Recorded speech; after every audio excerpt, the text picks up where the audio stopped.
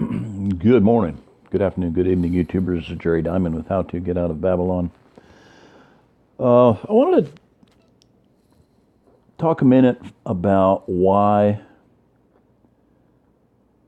I would read fictional books, and specifically this one. And one of the reasons is that a lot of people, some of you listening, have been through a lot of very difficult times. And I know for a fact that there are some people who are so beat up, so much in pain, been through so much hurt and just very difficult times that they are to the point of, man, maybe it'd be better just to check out of this world. And that's one reason. And so here's the thing is that I was thinking about this one day, and I was like, yeah, that's not a bad idea. Check out of this world for a while. In other words, this world sucks in a lot of ways. There's a lot of evil going on. I shouldn't be laughing. There's some horrific evil going on. There's just the amount of depressing things happening. And on that point, just don't pay attention to a lot of them. I've tried to get that across to people, just ignore it. If you can't do something about it, don't worry about it, okay? Their Father has a plan. He's got everything under control. And there always is something that you can do about it. You can pray. Whining does not do any good. Complaining does not do any good. Bitching, pissing, moaning, and whining does not do any good. It's negative. It's negative on your mind, and it's negative on everybody's mind that is forced to listen to you. And I for one, do not like being forced to listen to that kind of blather. So generally I leave the area.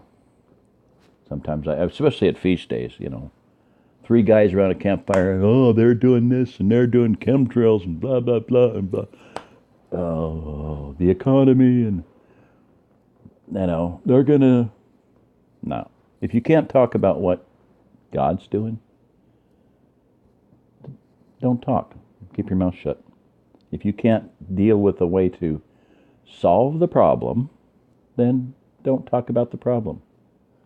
And you can always pray. And if you were praying, you wouldn't be bitching, pissing, moaning, and whining. So there you go. So yeah, leave this world for a while. Check out for a while. Go to Narnia. Go to Middle Earth. So, that's one reason why I chose that. And this book in particular has a scene in it. Spoiler alert, but where they are being drugged in a sense, and music and the dulling, the what I call what would be the title of my book, the first book in the series, the trilogy, would be delirium. They're getting thrown into a trance, into a delirium, and soft music's playing, fires crackling,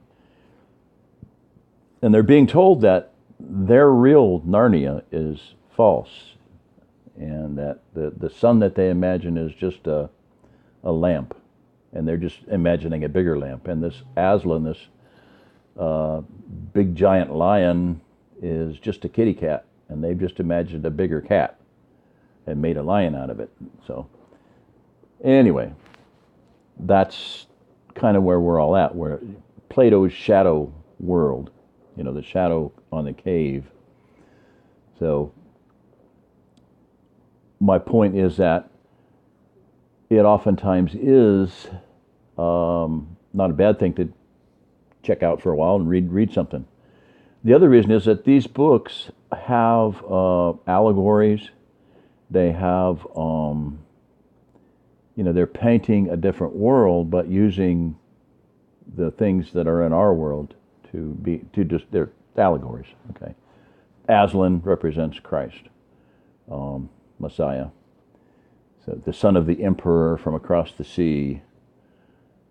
So he's there's types, there's analogies or allegories, and you can learn a lot from them because they're set in a different setting. They're in a different setting, and we can learn a lot.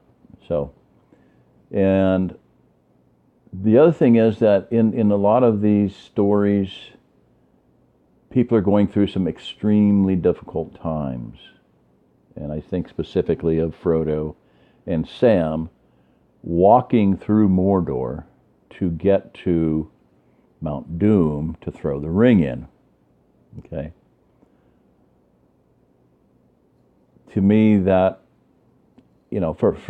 since this first, my vision and the burden and this crushing, killing, strangling. I'm not the only person that feels this way. I know I'm not the only person that feels like the whole world is on their shoulders. I've been told that by other people. But that kind of burden, the ring, the burden of the ring around his neck, and then it's taking him into the other world. He's fading, he's stretching, he's being basically killed by the burden. I get that. But what Sam and Frodo survived and went through, and the depredation and the starvation and the difficulty and the torture and the dangers, very much are descriptive and encouraging to me for things that I've been through and gone through. So, and that'll be the same for a lot of you. So this story in particular that's why I picked Silver Chair and not just start off with The Lion, the Witch, and the Wardrobe, because this story really, if I don't get to the other ones, oh well, the story is standalone, and it has some things that I think are very key to a lot of us who are trying to accomplish a nearly impossible or seemingly impossible task with very few resources and very little help, and against seemingly insurmountable odds. So it's a good story for that reason. All right, so Jill is given a task. Without a glance at Jill, the lion rose to its feet and gave one last blow. Then, as if satisfied with its work, it turned and stalked slowly away back into the forest. It must be a dream. It must, said Jill to herself. I'll wake up in a moment. But it wasn't. And she didn't. Yeah. I do wish you'd never come to this dreadful place, said Jill. I don't believe Scrub knew any more about it than I do.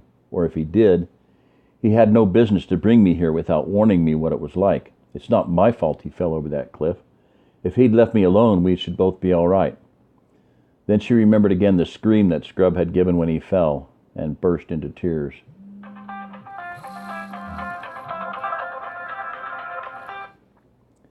Crying is all right in its way while it lasts, but you have to stop sooner or later, and then you still have to decide what to do. When Jill stopped, she found she was dreadfully thirsty.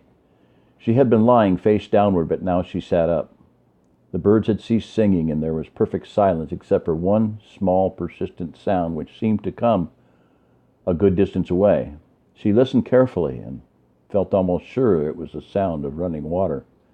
Jill got up and looked around her carefully, very carefully. There was no sign of the lion, but there were so many trees about it might easily be quite close without her seeing it. For all she knew, there might be several lions. But her thirst was very bad now, and she plucked up her courage to go and look for that running water. She went on tiptoes, stealing cautiously from tree to tree and stopping to peer around her at every step. The wood was so still that it was not difficult to decide where the sound was coming from. It grew clearer every moment, and sooner than she expected, she came to an open glade and saw the stream, bright as glass, running across the turf a stone's throw away from her. But although the sight of the water made her feel 10 times thirstier than before, she didn't rush forward and drink. She stood as still as if she had been turned into stone with her mouth wide open. And she had very good reason. Just on this side of the stream lay the lion. It lay with its head raised and its two forepaws out in front of it, like the lions in Trafalgar Square. She knew at once that it had seen her, for its eyes looked straight into hers for a moment, and then turned away, as if it knew her quite well and didn't think much of her. If I run away, it'll be after me in a moment, thought Jill, and if I go on, I shall run straight into its mouth. Anyway, she couldn't have moved if she had tried. She couldn't take her eyes off of it. How long this lasted, she could not be sure. It seemed like hours. And the thirst became so bad that she almost felt she would not mind being eaten by the lion, if only she could be sure of getting a mouthful of water first. If you're thirsty, you may drink. They were the first words she had heard since Scrub had spoken to her on the edge of the cliff. For a second she stared here and there, wondering who had spoken. Then the voice said again, "If you are thirsty, come and drink." And of course she remembered what Scrub had said about animals talking in that other world and realized that it was the lion speaking. Anyway, she had seen its lips move this time, and the voice was not like a man's. It was deeper, wilder, and stronger, a sort of heavy, golden voice. It did not make her any less frightened than she had been before, but it made her frightened in rather a different way. "Are you not thirsty?" said the lion. "I'm dying of thirst," said Jill. "Then drink," said the lion. Could I?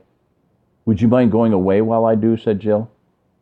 The lion answered this only by a look and a very low growl. And as Jill gazed at its motionless bulk, she realized that she might as well have asked the whole mountain to move aside for her convenience. The delicious rippling of the noise of the stream was driving her nearly frantic. "Will you promise not to do anything to me if I do come?" said Jill. "I make no promise," said the lion. Jill was so thirsty now that without noticing it she had come a step nearer. "Do you eat girls?" she said. "I have swallowed up girls and boys, women and men, kings and emperors, cities and realms," said the lion. It didn't say this as if it were boasting, nor as if it were sorry, nor as if it were angry. It just said it. "I daren't come and drink," said Jill. "Then you will die of thirst," said the lion. "Oh dear," said Jill, coming another step nearer. "I suppose I must go and look for another stream then." "There is no other stream," said the lion. It never occurred to Jill to disbelieve the lion. No one who had seen his stern face could do that. And her mind suddenly made itself up. It was the worst thing she had ever had to do, but she went forward to the stream, knelt down, and began scooping up water in her hand. It was the coldest, most refreshing water she had ever tasted. You didn't need to drink much of it, for it quenched your thirst at once.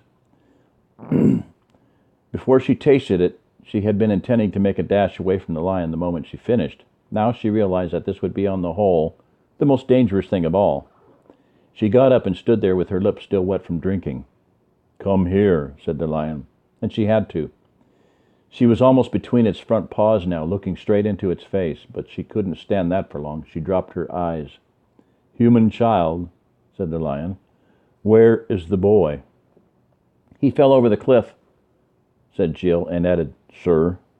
She didn't know what else to call him, and it sounded cheek to call him nothing. "How did he come to do that, human child?" "He was trying to stop me from falling, sir." "Why were you so near the edge, human child?" "I was showing off, sir." "That is a very good answer, human child.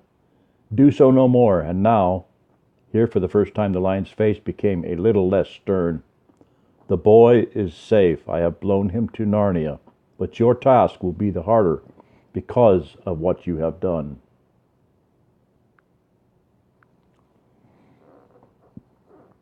"Please, sir." "What task?" said Jill.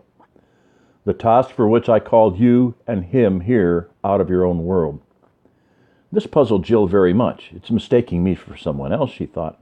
She didn't dare to tell the lion this, though she felt things would get into a dreadful muddle unless she did.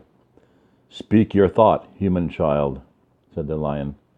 "I was wondering, could there be some mistake? Because nobody called me and Scrub, you know. It was we who asked to come here. Scrub said we were to call to to somebody. It was a name I wouldn't know. And perhaps the somebody would let us in. And we did. And then we found the door open. You would not have called to me unless I had been calling to you, said the lion. Then you are somebody, sir? I am. And now hear your task. Far from here in the land of Narnia there lives an aged king who is sad because he has no prince of his blood to be king after him. He has no heir because his only son was stolen from him many years ago, and no one in Narnia knows where that prince went or whether he is still alive. But he is.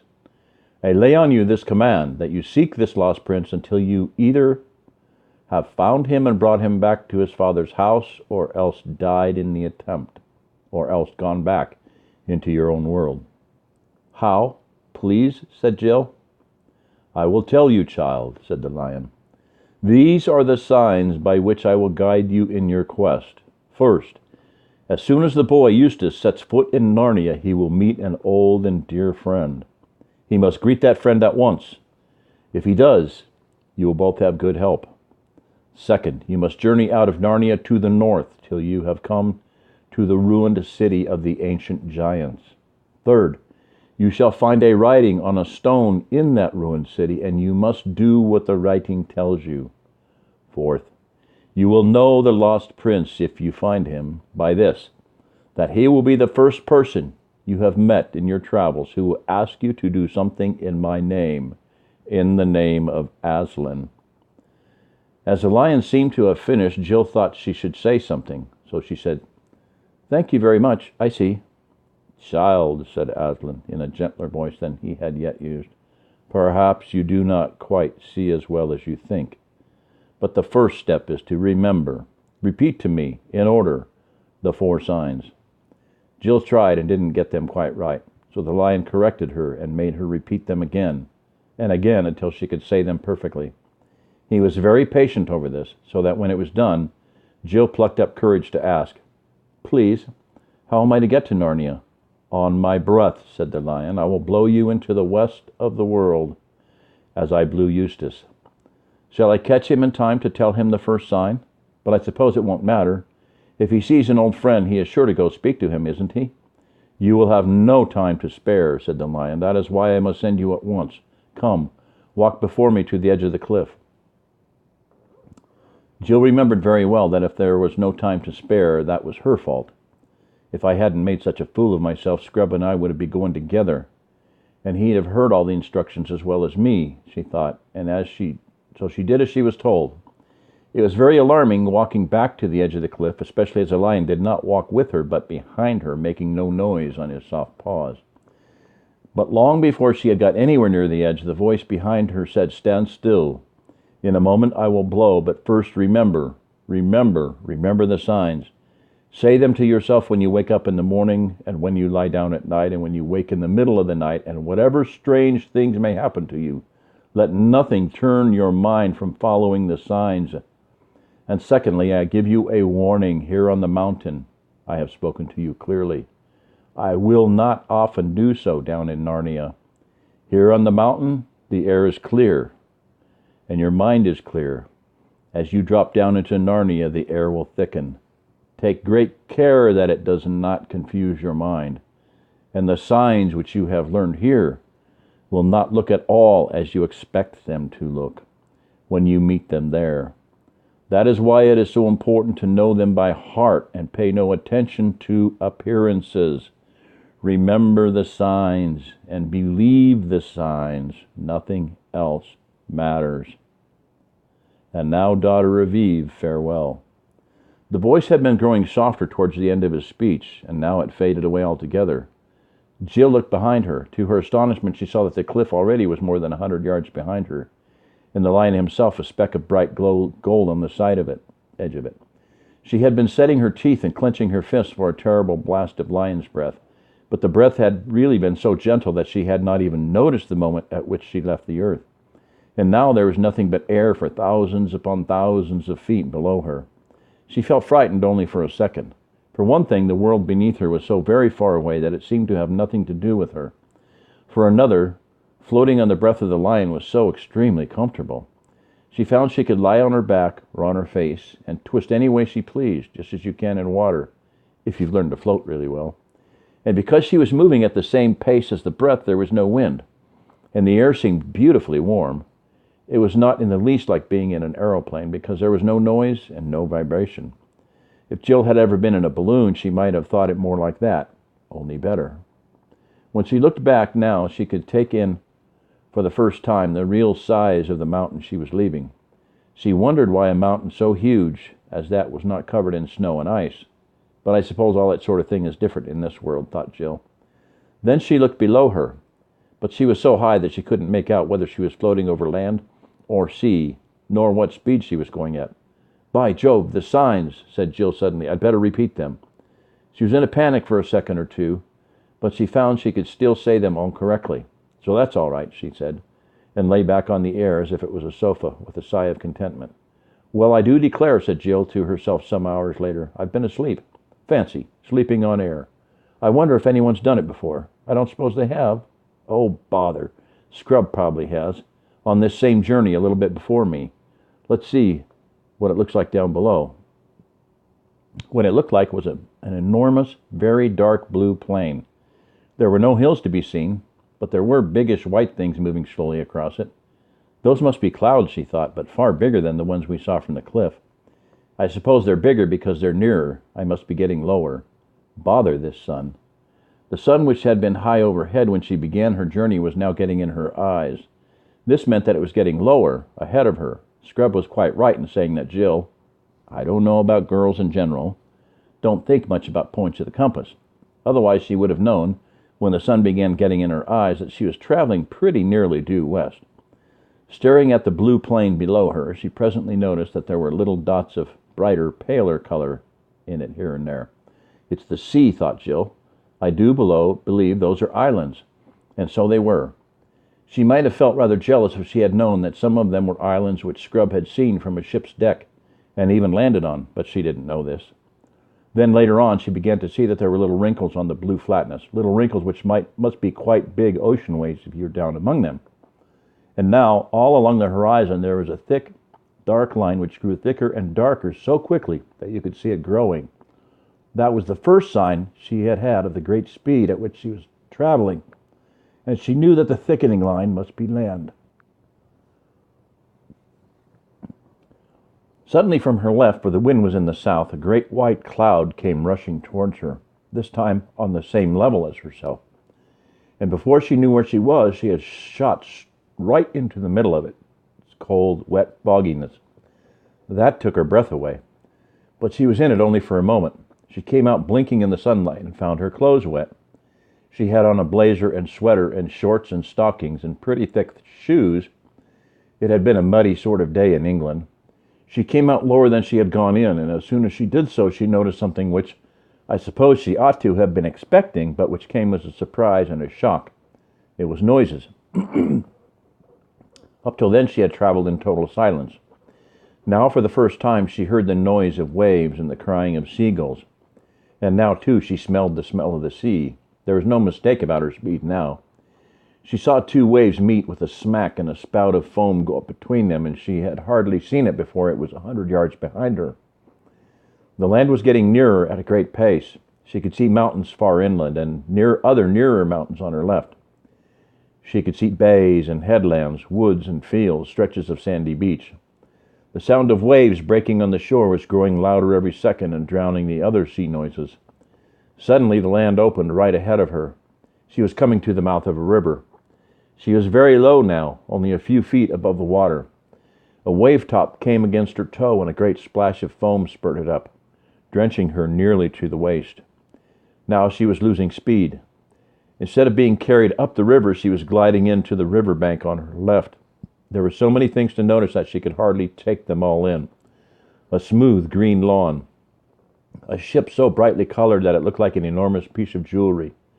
Towers and battlements, banners fluttering in the air. A crowd, gay clothes, armor, gold, swords, a sound of music. But this was all jumbled. The first thing that she knew clearly was that she had alighted and was standing under a thicket of trees close by the river, and there, only a few feet away from her, was Scrub. The first thing she thought was how very grubby and untidy and generally unimpressive he looked. And the second was, how wet I am. All right. End of chapter.